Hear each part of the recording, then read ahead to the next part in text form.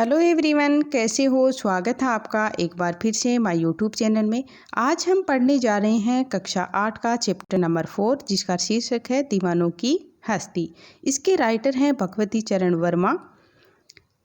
Guys, ये एक कविता है और इस कविता में हमें स्मृति, हर्ष, उल्लास और जीवन में कितने भी दुख तकलीफ़ें आए लेकिन उनसे घबराना नहीं है, हमें हार नहीं माननी है, अर्थात जीवन में आगे बढ़ते रहने के लिए कवि भगवती चरण वर्मा ने हमें प्रेरित किया है। तो चलो देखते हैं।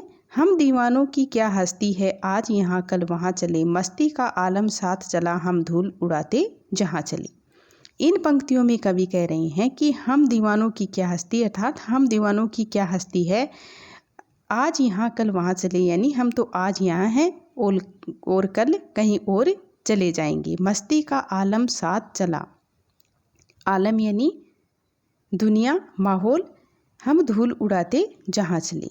ये जो मस्ती का आलम है, जो माहौल है, जो दुनिया है, उसमें हम मस्ती का माहौल लिए हुए चलते हैं, हम धूल उड़ाते जहाँ चले। और हमारे जीवन में मतलब जितनी भी कोई परेशानी है उनको हम पीछे छोड़ देते हैं, हम धूल उड़ाते जहाँ चले। यानी जो पीछे मतलब जो धूल उड़ रही है वो हमारी परेशानी को हमने पीछे छोड़ दिया है।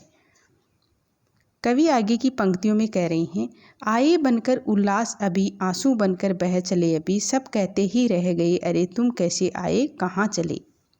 इन पंक्तियों में कवि कह रहे हैं कि लोग हैं वो मतलब हमारे जीवन में आए बनकर उल्लास की, अभी अभी तो आप हमारे जीवन में उल्लास बनकर आए हो, और आंसू बनकर बह चले अभी, यानी आंसू कि जिस प्रकार से आँखों पर आंसू हैं वो टिकते नहीं हैं, ठहरते नहीं हैं, मतलब जल्दी से बह जाते हैं, उसी प्रकार अभी अभी तो आप आए हो और सब कहते ही रह गए, यानी सब लोग मतलब कहते ही रह गए कि अभी अभी तो आप आए हो और अभी तुम कहाँ चले, यानी तुम कैसे आए और कैसे चले, मतलब कहाँ चले।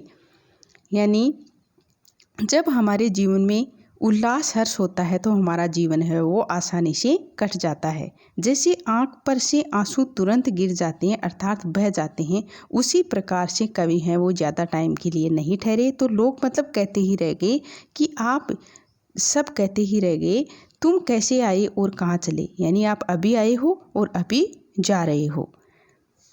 आगे की पंक्तियों में कवि क्या कह रहे हैं, किस ओर चले ये मत पूछो, चलना है बस इसलिए चले, जग से उसका कुछ लिए चले, जग को अपना कुछ दिए चले। इन पंक्तियों में कवि कह रहे हैं कि हम किस ओर चल रहे हैं ये हमसे मत पूछो, चलना है बस इसलिए चले, कि हमें तो चलना है इसलिए बस हम चल दिए, अर्थात हमारी कोई मंजिल नहीं है, हमारा कोई लक्ष्य नहीं है।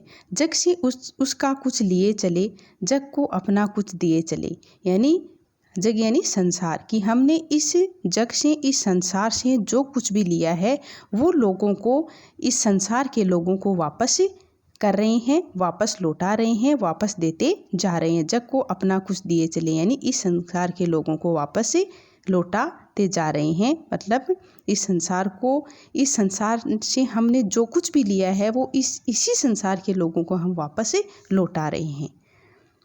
दो बात कही दो बात सुनी, कुछ हंसे और फिर कुछ रोए, छक्कर सुख दुख के घूंटों को हम एक भाव से पिए चले।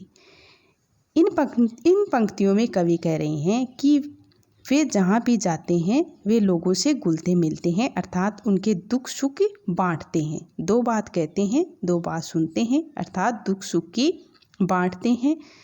कुछ हंसे और कुछ रोए, छक्कर सुख दुख के घूंटों को हम एक भाव से पिए चले।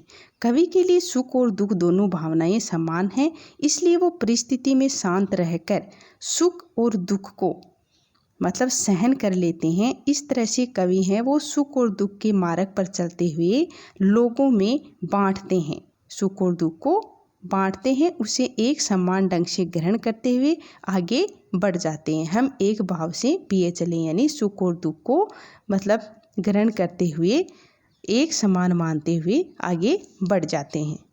हम भीख मंगों की दुनिया में सब चंद लुटाकर प्यार चले, हम एक निशाने सी उर पर ले असफलता का भार चले।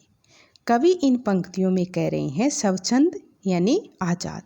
इन पंक्तियों में कह रहे हैं कि दुनिया स्वार्थी है, अर्थात दुनिया है वो स्वार्थ में अंधी हो गई है, अंधी रहती है, जो सबसे कुछ न कुछ मतलब मांगती रहती है। हम भीख मंगों की दुनिया में स्वच्छंद लुटाकर प्यार चले, लेकिन हम हैं वो स्वार्थी नहीं हैं। हम हैं वो इस दुनिया में आज़ाद रहते हुए सब कुछ लुटाकर यानी सब कुछ बांटकर प्यार से चलते हैं। हम तो स्वार्थी दुनिया पर बिना किसी स्वार्थ के, बिना किसी शर्त के अपना अनमोल प्यार है वो लुटाते हैं या लुटाते हुए चलते हैं। हम एक निशानी सी उर पर ले असफलता का भार चले, यानी कवि कह रहे हैं कि हमने असफलता का भार अर्थात स्वाद है उसको चखा है, लेकिन हमने इस भार का बोझ है वो किसी और पर नहीं डाला। कवि हैं वो कह रहे हैं कि हमारे जीवन में भी असफलताएं आई हैं, हमने भी असफलता का जो स्वाद है वो चखा है, लेकिन हमने इस असफलता का बोझ है वो किसी दूसरे पर नहीं डाला। अब अपना और पराया क्या आबाद रहे रुकने वाले, हम स्वयं बंधे थे और स्वयं हम अपने बंधन तोड़ चले। इन पंक्तियों में कवि कह रहे हैं कि हम अपना कौन है और पराया कौन है ये हम नहीं जानते।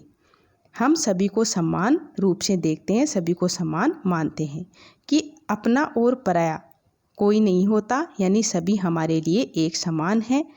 आबाद रहे रुकने वाले, हम स्वयं बंधे थे और स्वयं अब हम अपने बंधन तोड़ चले। जो लोग एक मंजिल पाकर वहीं ठहर जाना चाहते हैं, कवि ने सुखी और आबाद रहने का आशीर्वाद दिया है। यानी जो लोग अपनी मंजिल पा लेते हैं, आबाद यानी अपनी मंजिल को पा लेना, रहे रुकने वाले यानी अपनी मंजिल को पाकर वहीं रुक के रहना चाहते हैं, उन लोगों को कवि ने आशीर्वाद दिया है, सुखी रहने का आशीर्वाद दिया है। हम स्वयं बंधे थे और स्वयं यानी हम स्वयं इस बंधन में बंधे थे, हम अपने बंधन को तोड़ चले, लेकिन हमने भी अपना बंधन है वो तोड़ दिया। इसलिए कवि ने सभी को सांसारिक बंधन है वो तोड़ दिए हैं। कवि इन बंधनों में बंधकर नहीं रहना चाहता और उन्होंने सांसारिक जितने भी बंधन थे वो तोड़ दिए, और जिसने भी अपनी आबाद रहे रुकने वाले, जो अपनी मंजिल को पाकर आबाद यानी वहीं रुकना चाहते हैं, उनको सुखी रहने का